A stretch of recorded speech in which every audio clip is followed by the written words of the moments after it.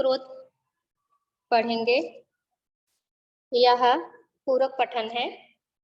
ये पूरक पठन में आचार्य रामचंद्र शुक्ल उन्होंने बहुत ही अच्छी तरीके से इसके अंतर्गत जानकारी दी है।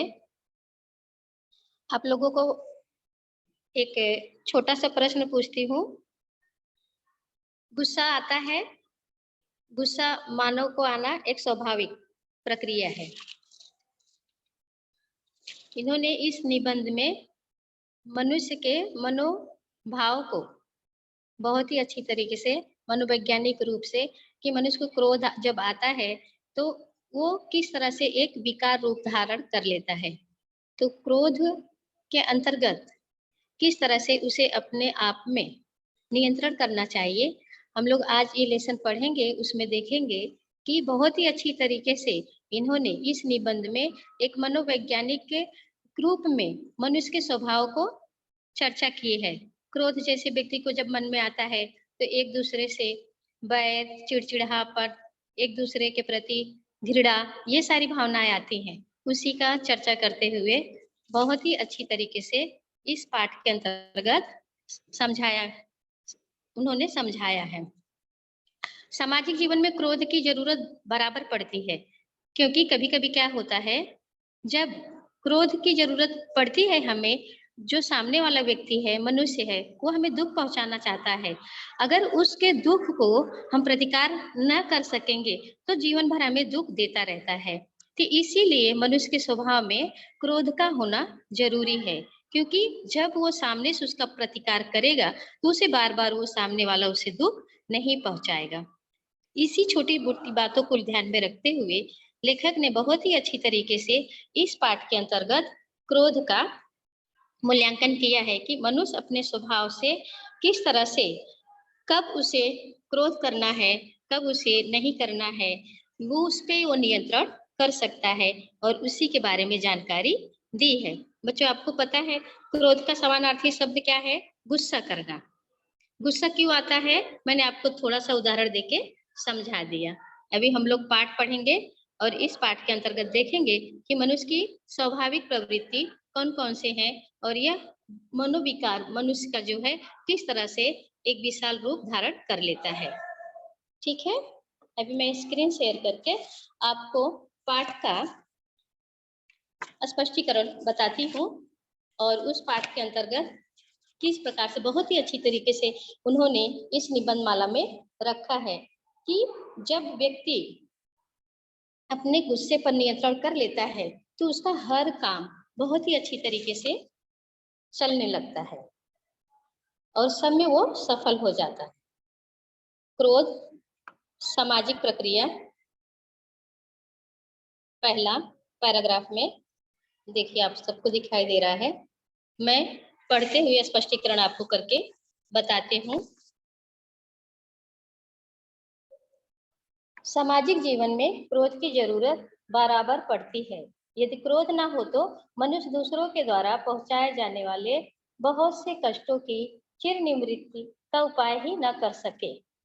कोई मनुष्य किसी दुष्ट के नित्य 2-4 प्रहार सहता है, यदि उसमें क्रोध का विकास नहीं हुआ है तो वह केवल आह ऊ करेगा, जिसका उस दुष्ट पर कोई प्रभाव नहीं।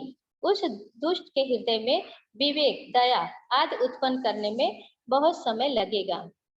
संसार किसी को इतना समय ऐसे छोटे छोटे कामों के लिए नहीं दे सकता। भयभीत, यहाँ पर भयभीत करने के लिए अगर आप उसका हृदय में विवेक, दया, मनुष्य को संसार जैसे बताया किसी को इतना समय ऐसे छोटे छोटे कामों के लिए नहीं दे सकता। भयभीत होकर प्राणी अपनी रक्षा कभी कभी कर लेता है, पर समाज में इस प्रकार प्राप्त दुख निवृत्ति चिर अस्थायी नहीं होती। हमारे कहने का अभिप्राय यह नहीं कि क्रोध करने वाले के मन में सदा भावी कष्ट से बचने का उद्देश्य रहा करता है।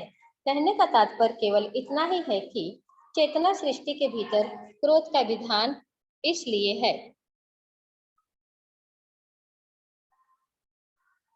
इसमें आप लोगों को जो मैंने थोड़ा सा समझाया वही सारी बात बताई गई है कि मनुष्य के स्वभाव में क्रोध जो है वो लगातार नहीं रहता, वो मनोविकार भाव के अनुसार परिस्थितियों के अनुसार बदलता रहता है, जिससे एक बार दुख पहुंचा पर उसके दोहराए जाने की संभावना कुछ भी नहीं है। जो कष्ट पहुंचाया जाता है वह प्रतिकार मात्र है, उसमें रक्षा की भावना कुछ भी नहीं रहती।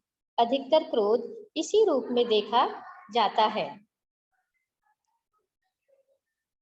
एक दूसरे से अपरिचित दो आदमी रेल में चले जा रहे हैं, इनमें से एक को आगे ही के स्टेशन पर उतरना है। स्टेशन तक पहुंचते पहुंचते बात ही बात में एक ने दूसरे को एक तमाचा जड़ दिया और उतरने की तैयारी करने लगा। अब दूसरा मनुष्य भी यदि उतरते उतरते उसे एक तमाचा लगा दे तो यह उसका बदला या प्रतिकार ही कहा जाएगा, क्योंकि उसे फिर उसी व्यक्ति से तमाचे खाने का कुछ भी निश्चय नहीं था। जहां और दुख पहुंचाने की कुछ भी संभावना होगी वहां शुद्ध प्रतिकार न होगा, उसमें स्वरक्षा की भावना भी मिली होगी। इसमें आप लोगों ने भी अपने आने जाने अड़ोस पड़ोस आसपास की परिस्थितियों में देखा होगा, अगर एक क्रोध करता है दूसरे पर तो वो सोचता है कि मैं उसको तमाचा जड़ दूंगा तो वो डर जाएगा और फिर वो उसके आगे प्रतिकार करने नहीं आएगा। लेकिन अगर उसके मन में बदले की भावना है तो कभी भी उसे जब मिलेगा तब वो भी उसको प्रतिकार करके गुस्से में एक तमाचा जड़ेगा। लेकिन सब एक जैसे नहीं होते हैं, ऐसे में केवल 10 या 5 लोग, बाकी लोग क्या कहते हैं कि वो अपना गुस्सा कंट्रोल नियंत्रण नहीं कर पाया गुस्से पे, इसलिए उसने ये प्रतिक्रिया किया है। तो उसके बदले में जो सह लेता है वो छोटा नहीं होता, वो बड़ा भी नहीं होता।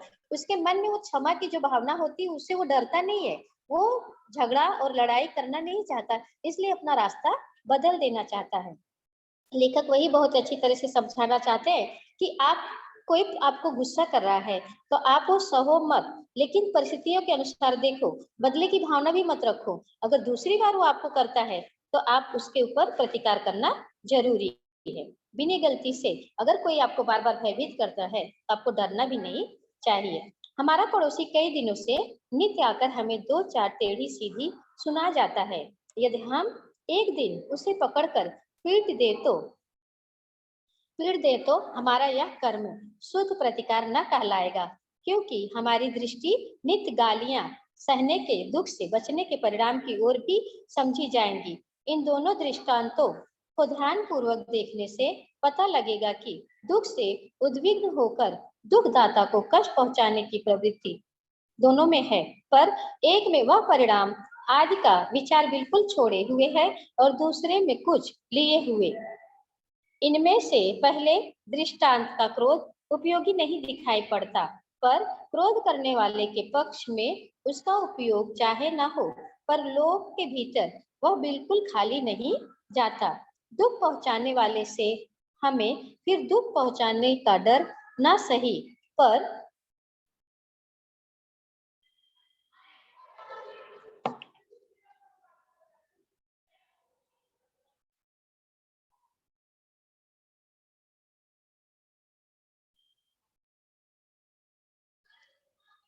न सही पर समाज को तो है, इससे उसे उचित दंड दे देने से पहले तो उसी की शिक्षा या भलाई हो जाती है, फिर समाज के और लोगों के बचाव का बीज भी बो दिया जाता है। यहाँ पर भी वही बात है कि क्रोध के समय लोगों के मन में लोक कल्याण की यह व्यापक भावना सदा नहीं रहा करती।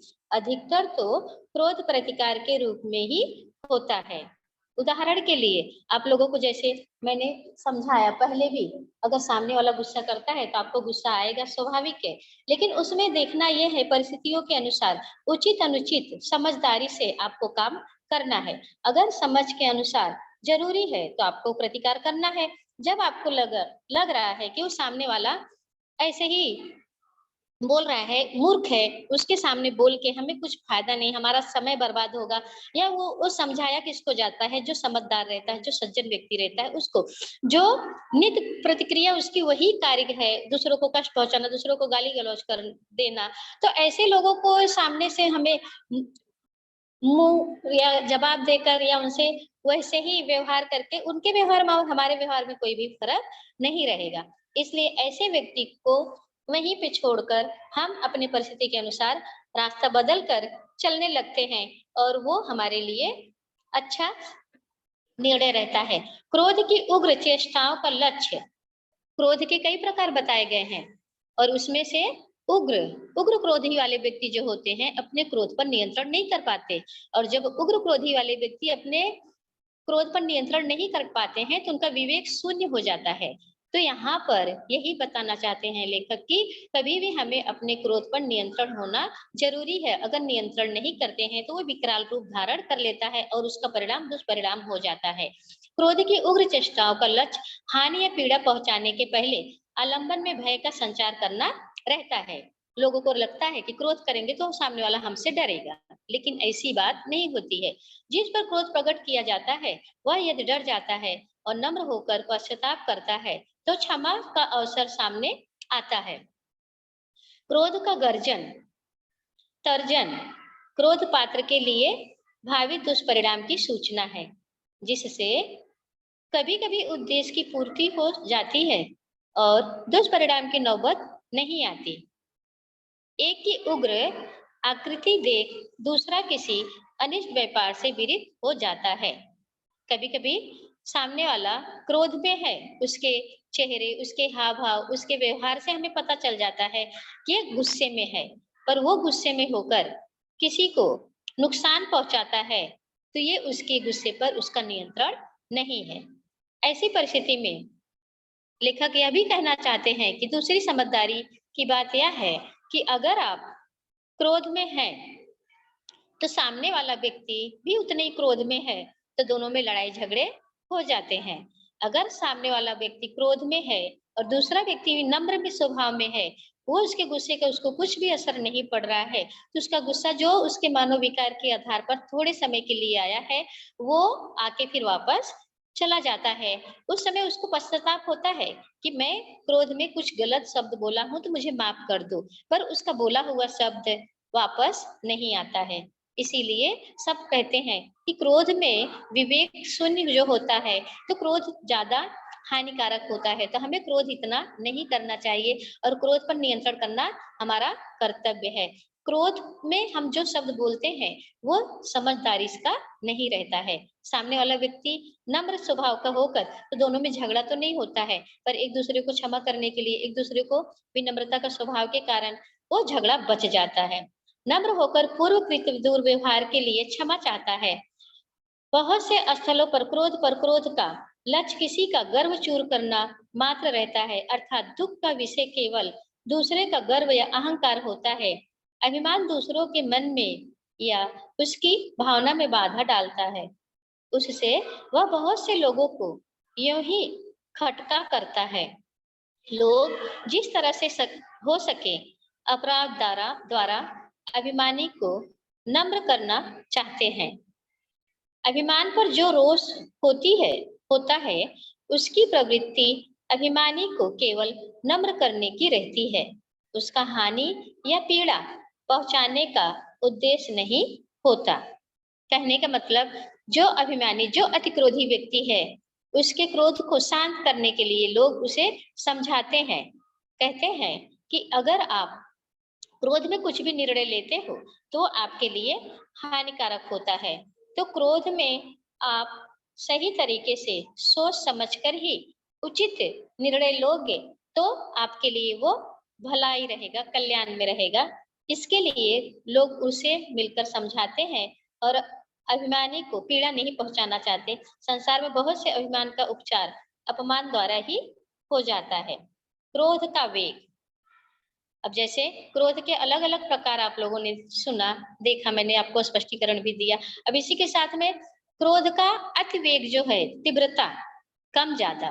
कहा जाता है कि जब हमारे शरीर में क्रोध आता है तो जो रक्तवाहिनियां हैं उतनी तीव्र गति से हमारे पूरे शरीर में दौड़ती हैं, उसका खून का संचार होता है, तो उस समय हमारे शरीर को कुछ न कुछ नुकसान भी हो सकता है, उसका क्रोध का दुष्परिणाम भी हो सकता है। कभी कभी आप लोगों ने ध्यान से सुना होगा किसी ने किसी से कि उसका ब्लड प्रेशर बढ़ गया, उसकी रक्तचाप बढ़ गए, किसी को चक्कर आ गया, कोई क्रोध से बेहोश हो गया। ये सब अति क्रोध के ही उदाहरण हैं। क्रोध का वेग, क्रोध का वेग इतना प्रबल होता है कि कभी कभी मनुष्य यह भी विचार नहीं करता कि जिसने दुख पहुंचाया है उसमें दुख पहुंचाने की इच्छा थी या नहीं। इसी से कभी तो यह अचानक पैर कुचल जाने पर किसी को मार बैठता है और कभी ठोकर खाकर कंकड़ पत्थर तोड़ने लगता है। यात्रियों ने बहुत से ऐसे जंगलियों का हाल लिखा है जो रास्ते में पत्थर की ठोकर लगने पर बिना उसको चूर चूर किए आगे नहीं बढ़ते। अर्थात गलती से किसी को भी कहीं भी चोट लग जाती तो उसमें क्रोध आना स्वाभाविक है, पर उस क्रोध पे आप पत्थर को तोड़ना या अपनी वस्तुओं को फेंकना या जिससे लगा है उसका चूर चूर करना, तो ये आप अपने उस समय लगे हुए कष्ट को सहन नहीं कर पाए, उसका ही परिणाम आपके व्यवहार में दिख रहा है। तो इस तरह के लोग जो होते हैं वो अपने क्रोध पर नियंत्रण नहीं कर पाते हैं। उनको ये समझ में नहीं आता है कि ठीक है, कोई बात नहीं, लग गई, थोड़ा तकलीफ हुआ, कष्ट हुआ, उसके बाद किसी को भी लग सकता है, तो उसको पत्थर को चूर-चूर करना कोई मतलब नहीं है। किसी से अगर गलती से पैर हमारे पैर पे आ गया, उसने क्षमा माँग ली, तो वहाँ पे उसे माफ़ कर देना, क्या उसको एक तमाचा जड़ना उचित है? मेरे हिसाब से उचित नहीं है, क्योंकि उसने जानबूझकर आपको दुःख को नहीं पहुँचाया है। इसी के सम अधिक पत्थर की ठोकर लगने पर बिना उसको चूर-चूर किए आगे नहीं बढ़ते। अधिक अभ्यास के कारण यदि कोई मनोविकार बहुत प्रबल पड़ जाता है, तो वह अंततः प्रकृति में व्यवस्था उत्पन्न कर मनुष्य को बचपन से मिलती-जुलती अव्यवस्था में ले जाकर पटक देता है। अर्थात कभी उसकी परिस्थितियों का उल्टा भी हो जाता है। अगर उसने नहीं सही तरीके से उचित अनुचित को ध्यान में दिया और अपने व्यवहार से गलत परिस्थितियों में पड़ गया, तो उसकी पूरा गुस्सा जो वेग का है वो दुष्परिणाम में बदल जाता है। अब इसी के साथ क्रोध शांति भंग करने वाला मनोविकार। क्रोध जो है एक विकार अर्थात मनोरोग की संज्ञा दी है लेखक ने। क्रोध शांति भंग करने वाला मनोविकार है। अगर जहाँ शांति है वहाँ क्रोध जो है वो भंग कर देता है, तो परिस्थिति के अनुसार वो विकार किस प्रकार से आपको समझ में आ जाएगा कि क्रोध हमें शांति भंग करने के लिए नहीं होना चाहिए। एक क्रोध दूसरे में भी क्रोध का संचार करता है। जिसके प्रति क्रोध प्रदर्शन होता है वह तत्काल अपमान का अनुभव करता है और इस दुख पर उसकी भी त्योरी चढ़ जाती है। यह विचार करने वाले बहुत थोड़े निकलते हैं कि हम पर जो क्रोध प्रकट किया जा रहा है वह उचित है या अनुचित। इसी से धर्म, नीति और शिष्टाचार तीनों में क्रोध के विनिरोध का उपदेश पाया जाता है। संत लोग तो खलों के वचन सहते ही हैं, दुनियादार लोग भी न जाने कितनी ऊंची नीची पचाते रहते हैं। अर्थात सामने वाला क्रोध कर रहा है, उस क्रोध को जो सुन रहा है और वो उचित है अनुचित है इसका ध्यान रखते हुए तो वहां पे संतों की तुलना की गई, संतों का उदाहरण दिया गया है कि इसमें बताया गया धर्म, नीति, शिष्टाचार, धर्म के अनुसार, नियम के अनुसार, व्यवहार के अनुसार तीनों में क्रोध के निरोध का उपदेश दिया गया है। संत लोग तो खलों के वचन सहते ही हैं, दुनियादार लोग भी न जाने कितनी ऊंची नीची पचाते रहते हैं। अर्थात उन्हें उचित अनुचित परिस्थितियों के अनुसार क्रोध के कारण व्यक्ति को दिन दिन रोज रोज कहीं न कहीं जब अपने घर से आसपास परिसर में निकलते हैं तो वो बातें होती रहती हैं, आती और जाती रहती हैं। तो सबको कहीं न कहीं कुछ न कुछ सुनना और सहना पड़ता है। वहीं पे पचाने की बात बताई। सभ्यता के व्यवहार में भी क्रोध के चिन्ह दबाए जाते हैं। आपको पता है, ऐसा कहा जाता है, एक उदाहरण बहुत छोटा-सा है, पर आपके व्यवहार को बहुत ज़्यादा बदल देगा। उसमें क्या बताया गया है कि जैसे अगर थोड़े से घड़े में पानी रहता है, तो पानी की आवाज़ जब लेके जाता है जो इंसान घड़ा, तो छल-छल आवाज़ आती रहती, और जो घड़ा भरा रहता है, उस वो लेके जाता है व्यक्ति, तो उस घड़े में बिल्कुल आवाज़ नहीं होती है।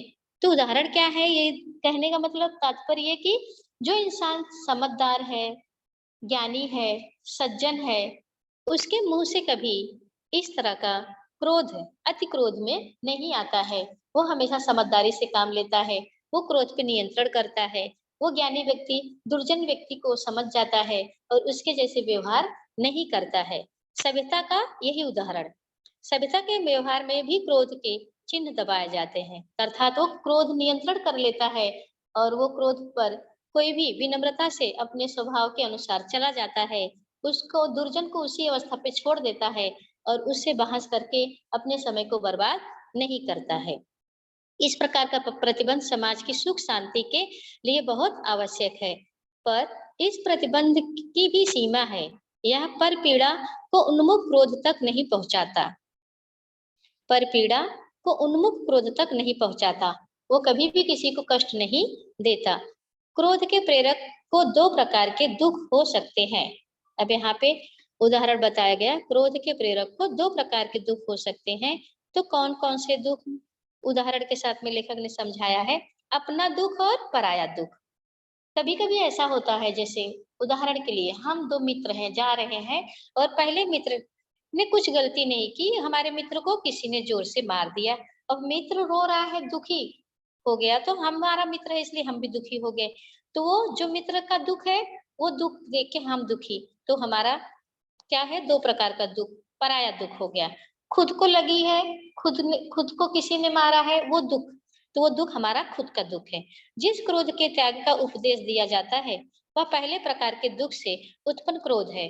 दूसरे के दुख पर उत्पन्न क्रोध बुराई की हद के बाहर समझा जाता है। क्रोधोत्तेजक दुख जितना ही अपने संपर्क से दूर होगा, उतना ही लोक में क्रोध का स्वरूप सुंदर और मनोहर दिखाई देगा। दुख से आगे बढ़ने पर भी कुछ दूर तक क्रोध का कारण थोड़ा बहुत अपना ही दुख कहा जा सकता है, जैसे अपने या आत्मीय परिजन का दुख, इष्ट मित्र का दुख। इसके आगे भी जहां तक दुख की भावना के साथ कुछ ऐसी विशेषता लगी रहेगी कि जिसे कष्ट पहुंचाया जा रहा है, वह हमारे ग्राम और देश का रहने वाला है, वहां तक हमारे क्रोध से सौंदर्य की पूर्णता में कुछ कसर रहेगी। जहां उक्त भावना निर्विशेष रहेगी, वहीं सच्ची पर दुख का आतरता मानी जाएगी। बहुत दूर तक और बहुत काल से पीड़ा पहुंचाते चले आते हुए किसी घोर अत्याचारी का बना रहना ही लोक की क्षमा की सीमा है। इसमें आप लोगों को बताया जा रहा है कि किस तरह से क्रोध उत्पन्न होता है और क्रोध के कारण हमारे मनोविकार में कौन कौन से बदलाव और परिवर्तन आते हैं, और उस क्रोध को किस तरह से हमें कष्ट पहुंचाता है और वो कष्ट से हम कैसे बच सकते हैं।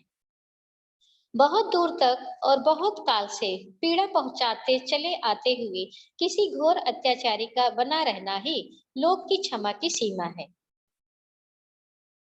इनके आगे क्षमा न दिखाई देगी। नैराश्य, कायरता और शिथिलता ही छाई दिखाई पड़ेगी। ऐसी गहरी उदासी की छाया के बीच आशा, उत्साह और तत्परता की प्रभा जिस क्रोधाग्नि के साथ फूटती दिखाई पड़ेगी, उसके सौंदर्य का अनुभव सारा लोग करेगा। अब इस पैराग्राफ में आपको बताया गया है कि किस तरह से क्रोध को हम शांति से किए जा सकते हैं, और क्रोध के कारण मनुष्य जो है अपने व्यवहार को बदलता है, और वो समझदारी सामने वाले को अपने आप समझ में आ जाता है कि ये व्यक्ति सज्जन है, ये व्यक्ति दुर्जन है। क्षमा करने वाला कभी डरता नहीं है, वो क्षमा करने के लिए उसके अंदर उतनी सहन शक्ति रहती है। तो सहन शक्ति, क्षमाशीलता, नम्रवादी, ये सारे मनुष्य के स्वभाव के गुण हैं। मनुष्य अपनी परिस्थितियों के अनुसार इस तरह का गुण अंदर रहना जरूरी है, तभी वो अपने जीवन में हर परिस्थिति में सफल होता है और अपनी सफलता के कारण अपनी मंजिल तक जरूर पहुंचता है। ऐसी गहरी उदासी की छाया के बीच आशा, उत्साह और तत्परता की प्रभा जिस क्रोधाग्नि के साथ फूटती दिखाई पड़ेगी, उसके सौंदर्य का अनुभव सारा लोग करेगा। लेखक ने यहाँ पर अब एक क्रोध का अलग अलग प्रकार आपको समझा दिए। क्रोध के साथ साथ में आपको ये भी बताया कि मनुष्य में किस किस प्रकार से क्रोध उत्पन्न होता है और क्रोध के किस परिस्थितियों के अनुसार हमें कहाँ क्रोध करना चाहिए, उचित अनुचित परिस्थितियों के साथ में हमारा व्यवहार कैसा होना चाहिए, क्रोध के प्रकार अलग अलग। दूसरा एक ऐसा क्रोध होता है वो बैर, मतलब मनुष्य मनुष्य के बीच में वो बैर, दुश्मनी जिसको बोलते हैं, घृणा बोलते हैं, क्रोध का ही एक बड़ा रूप दुष्परिणाम हो जाता है कि वो व्यक्ति जब उसे दिखता है तो उसके मन में उसे क्षमा की भावना नहीं आती है। उसे ऐसे लगता है कि उसके प्रति, मेरे प्रति जो भावना है वो बैर की हो गई, दुश्मनी की हो गई। जब तक वो बदला नहीं ले लेता तब तक उसका बैर या घृणा या उसका क्रोध शांत नहीं होता है। तो इस तरह का जो क्रोध होता है वो दुष्परिणाम का क्रोध होता है। वो मनुष्य मनुष्य के बीच में लड़ाई झगड़े के उत्पन्न करता है। इसी आधार पर ऐसे क्रोध नहीं होने चाहिए। बैर क्रोध का प्रचार या मुरब्बा जिसमें हमें दुख पहुंचाता है, और इस तरह के क्रोध में दुख पहुंचना ही पहुंचना है। क्रोध में आए उस गए गुस्से में उसका हाथ तोड़ दिए, पैर तोड़ दिए, और बाद में आपको लगा अरे क्यों तोड़ा, लेकिन आप तो तोड़ दिए उसका, उसको तो दर्द बहुत हो गया, तो आपने उसको दुख पहुंचा दिया, तो उसकी आत्मा आपको हमेशा कोसती रहेगी।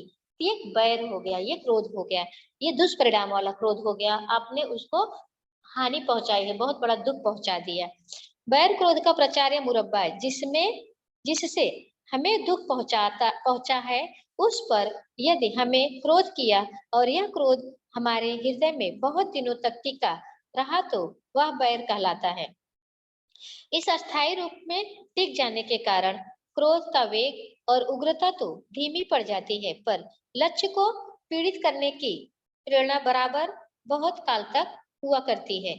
क्रोध अपना बचाव करते हुए शत्रु को पीड़ित करने की युक्ति आदि सोचने का समय प्राय नहीं देता, पर वैर उसके लिए बहुत समय देता है। पूछिए तो क्रोध और वैर का भेद केवल कालकृत है, कालकृत है। दुख पहुंचाने के साथ ही दुखदाता को पीड़ित करने की प्रेरणा करने वाला मनोविकार क्रोध, और कुछ काल बीत जाने पर प्रेरणा करने वाला भाव बैर है। किसी ने आपको गाली दी, यदि आपने उसी समय उसे मार दिया तो आपने क्रोध किया। मान लीजिए कि वह गाली देकर भाग गया और 2 महीने बाद आपको कहीं मिला। अब यदि आपने उससे बिना फिर गाली सुने मिलने के साथ ही उसे मार दिया तो यह आपका बैर निकालना हुआ। उदाहरण जैसे आप लोगों को मैंने पहले भी समझाया, कुछ गुस्से पे कंट्रोल नहीं कर पाए, गुस्से पे नियंत्रण नहीं कर पाए, तो आप जब भी वो आपका मित्र या दुश्मन जो भी आप समझो, अड़ोसी पड़ोसी मिला, उसको आपने मारा, तो आप अपने क्रोध पर नियंत्रण नहीं कर पाए, ये आपने उससे बदला ले लिया, तो वो क्या हो गया, बैर। इस विवरण से यह स्पष्ट है कि बैर उन्हीं प्राणियों में होता है। किन प्राणियों में होता है? लेखक ने बहुत ही अच्छी तरीके से बताया। बैर किन प्राणियों में होता है? उन्हीं प्राणियों में होता है धारणा अर्थात भाव के संचय की शक्ति होती है। पशु और बच्चे, आप लोगों को बहुत ही अच्छा उदाहरण बताया गया है। पशु और बच्चे, पशु मतलब जानवर, बच्चे तो बच्चे हैं, आप सबको पता है। इन दोनों में गुस्सा आता है, और गुस्सा क्षणिक होता है, कुछ समय के लिए ही होता है, उसके बाद वह गुस्सा अपने आप भूल जाते हैं। इनके मन में बैर की भावना नहीं रहती है। उदाहरण चूहे और बिल्ली।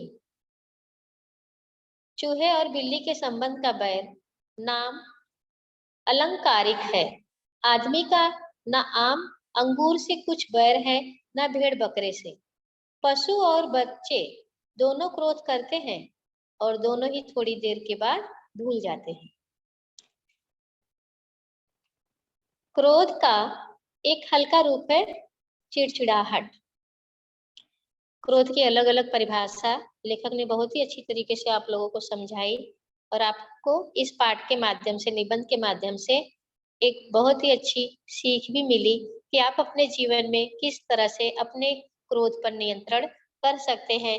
लेखक ने बहुत ही अच्छी उदाहरण आप लोगों को इसमें पाठ के माध्यम से समझाया है। एक और उदाहरण, जैसे किसी व्यक्ति को किसी पर कोई बात से चिढ़ होती है, तो उससे बच्चों को जब पता चल जाता है या मनुष्य को जब पता चल जाता है कि इसको इस बात से चिढ़ाएंगे तो उसके मन में चिड़चिड़ाहट आएगी, गुस्सा आएगा, वो कुछ बोलेगा तो मजाक के रूप में, तो इस तरह का चिड़चिड़ाहट, तो क्रोध के बारे में उसको गुस्सा आएगा तभी वो चिड़चिड़ापन बोलेगा, कुछ ना कुछ गड़बड़, तो उसमें वो उसका उपहास उड़ाते हैं। क्रोध का एक हल्का रूप है चिड़चिड़ाहट, जिसकी व्यंजना प्रायः शब्दों ही तक रहती है। इसका कारण भी वैसा उग्र नहीं होता। कभी कभी चित्त व्यग्र रहने, मन में चित्त व्यग्र रहने का कारण कि कभी कभी मनुष्य के अंतर्गत कुछ न कुछ असंतोष या किसी बात का मानसिक तनाव या परिस्थितियों के अनुसार कोई तनाव, तो मनुष्य अपने चित्त से व्यग्र रहता है, अर्थात चित्त से दुखी रहता है। किसी प्रवृत्ति में बाधा पड़ने पर उसके मन के अनुसार जो उसका कार्य है वो नहीं हो पा रहा है, तो उसके मन में गुस्सा आता है, चिड़चिड़ाहट होती है। किसी बात का ठीक सुविधा न बैठने के कारण जो सोचता है वो अपने कार्य को पूरा करने के लिए वो सही तरीके से नहीं कर पाता है, तब उसको गुस्सा आता है। लोग चिड़चिड़ा उठते हैं। ऐसे सामान्य कारणों के अवसर बहुत अधिक आते रहते हैं। इससे चिड़चिड़ाहट स्वभावगत होने की संभावना बहुत अधिक रहती है। किसी मत, संप्रदाय या संस्था के भीतर निरूपित आदर्शों पर ही अनन्य दृष्टि रखने वाले बाहर की दुनिया देख देखकर अपने जीवन भर चिड़चिड़ाते चले जाते हैं। जिधर निकलते हैं रास्ते भर मुंह बिगड़ा रहता है। चिड़चिड़ाहट एक प्रकार की मानसिक दुर्बलता है। इसी से रोगियों और बुढ़ों में अधिक पाई जाती है।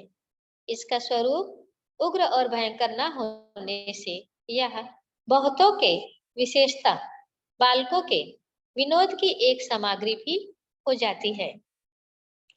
बालकों को चिड़चिड़े बुढ़ों को चिढ़ाने में बहुत आनंद आता है और कुछ विनोदी बुढ़े भी चिढ़ने की नकल किया करते हैं। पाठ यहीं पर समाप्त होता है। मैंने आपको इस पाठ पूरक पठन में निबंध क्रोध जो है, क्रोध निबंध, इसमें बहुत ही अच्छी तरीके से जो उदाहरण के साथ में स्पष्टीकरण देकर समझाई हूँ। अभी मैं आपको इस पाठ में आए हुए शब्दार्थ, प्रश्न, कठिन शब्द दे रही हूँ, लिख सकते हो। देखो, क्रोध के प्रेरक प्रकार, क्रोध के रूप। प्रश्न है यहाँ पे, चरित्र समृद्ध बनाने के लिए जिन गुणों की आवश्यकता है उनकी सूची बनाइए। इसके पहले शब्दार्थ में प्रश्न भी है। कृति कीजिए चिड़चिड़ाहट के कारण। एक शब्द में उत्तर लिखिए। क्रोध का एक हल्का रूप।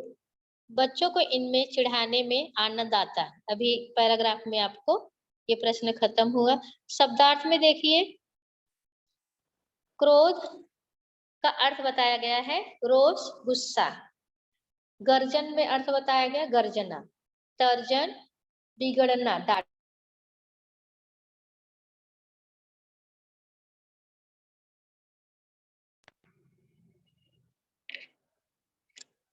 इसी के साथ में निर्विशेष, एकटक, पर दुख कातरता, दूसरों के दुख से होने वाला दुख। इसके बाद मैं आपको 4 क्वेश्चन देती हूँ, 2 प्रश्न। वो प्रश्न के उत्तर आपको लिखने हैं। जिन बच्चों को शब्दार्थ का अर्थ लिखना है 2 मिनट में लिख सकते हो। मैं स्क्रीन शेयर की हूँ। क्रोध, गर्जन, तर्जन, त्योरी, निर्विशेष, पर दुख कातरता। इसी के साथ इस पाठ के माध्यम से जिन गुणों की आवश्यकता, चरित्र समृद्ध बनाने के लिए जिन गुणों की आवश्यकता है, उनकी बारे में 5 वाक्य लिखना। क्रोध मनुष्य का मानसिक स्वास्थ्य बिगाड़ता है। इस बारे में अपने विचार लिखिए। क्रोध स्वास्थ्य बिगाड़ता है, इस बारे में अपने विचार 10 वाक्यों में लिखिए। सामाजिक जीवन में क्रोध की जरूरत बराबर पड़ती है।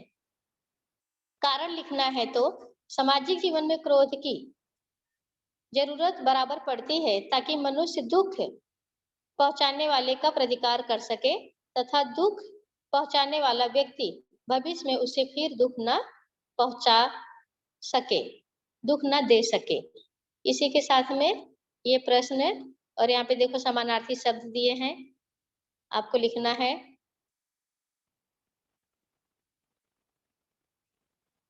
लिख सकते हो।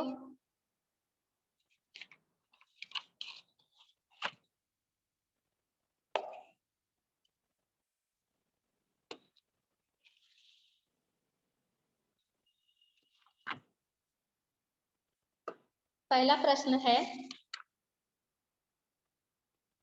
क्रोध मनुष्य का स्वास्थ्य बिगाड़ता है। इसमें 5 से 10 वाक्य लिखने हैं, तो आप कैसे लिखोगे? उदाहरण के लिए मैं आपको समझा देती हूँ। यद्यपि सामाजिक जीवन में क्रोध आवश्यक है, तथापि यह एक प्रकार का मनोविकार है और समय समय पर यह विभिन्न जरूरतों स्वरूपों में प्रकट होता है। व्यक्ति में उत्पन्न क्रोध जब उग्र रूप ले लेता है, तब वह तरह तरह की स्वास्थ्यगत समस्याएं पैदा करता है। क्रोध मनुष्य की शांति भंग करने वाला मनोविकार है। एक व्यक्ति का क्रोध दूसरे व्यक्ति में भी क्रोध का कारण बनता है। परिणाम स्वरूप दूसरा व्यक्ति भी मनोविकार के ग्रस्त में हो जाता है। क्रोध का परिणाम स्वरूप व्यक्ति में बैर का भाव पैदा होता है। यह भी व्यक्ति में मनोविकार का कारण बनता है। क्रोध के कारण व्यक्ति में चिड़चिड़ापन पैदा होता है। अतिशय क्रोध के कारण व्यक्ति में रक्तचाप की बीमारी बड़ी तेजी से बढ़ती है। इसीलिए हमें क्रोध नियंत्रण में रखना चाहिए। इस प्रकार यह बिल्कुल सही है कि क्रोध मनुष्य का स्वास्थ्य बिगाड़ता है।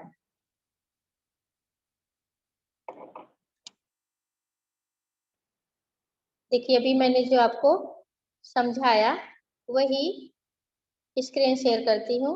आप स्क्रीनशॉट निकाल सकते हो और लिख सकते हो।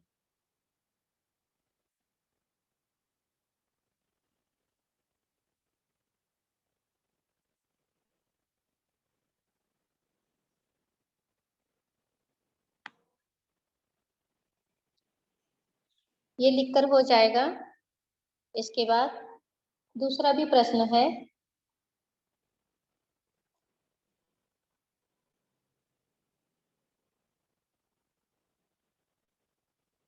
इस पाठ में से आए हुए शब्दों का काल परिवर्तन करना। निर्देशानुसार काल परिवर्तन कीजिए। क्रोध शांति भंग करने वाला मनोविकार है। पूर्ण भूतकाल में बदलना है तो आप कैसे बदलोगे? क्रोध शांति भंग करने वाला मनोविकार था। सीधा वर्तमान काल के अंतर्गत आपको उसको भूतकाल में बदलना है। उदाहरण के साथ में पाठ में दिया रहता है। जैसे मैंने अभी आपको बताया, क्रोध शांति भंग करने वाला मनोविकार था, ये भूतकाल हो गया, पूर्ण भूतकाल। दूसरा काल परिवर्तन में बैर क्रोध का आचार या मुरब्बा है, समान भविष्य काल।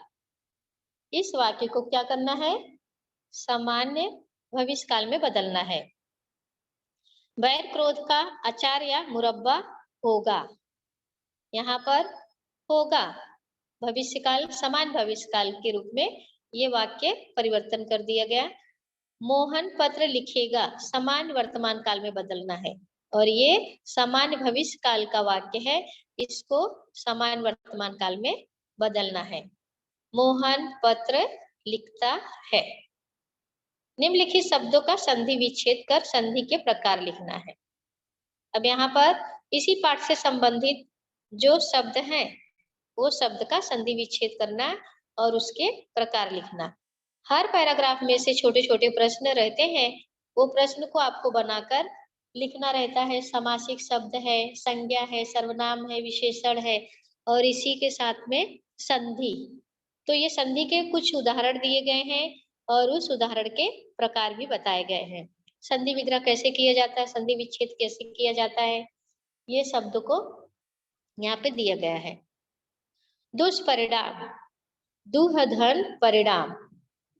यहाँ पर दुह धन परिणाम संधि विग्रह जब किया गया तो उसका रा में विसर्ग में परिवर्तन होने के बाद विसर्ग संधि दुष्परिणाम हो गया। अनिष्ट, अन्न धन इष्ट। यहाँ पे भी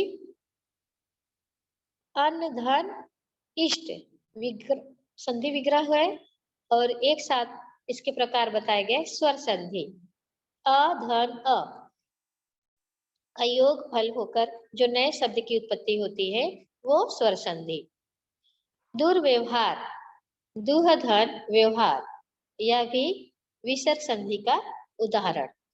मनोविकार, मना धन विकार, यहाँ विसर्ग चिन्ह का ओ में रूपांतरण हो जाता है, इसके लिए ये मनोविकार, नए शब्द की जो उत्पत्ति होती है वो मनोविकार, विसर्ग संधि। पर पीड़ा कोन्मुख, पर पीड़क धन उन्मुख, स्वर संधि। निर्विशेष, निय धन विशेष, विसर्ग संधि। क्रोधाग्नि, क्रोध धन अग्नि, स्वर संधि। इस तरह से पाठ में से आए हुए जो प्रश्न है वो आपको स्वयं बना के लिखना है। मैं पाठ यहीं पर समाप्त करती हूँ। धन्यवाद।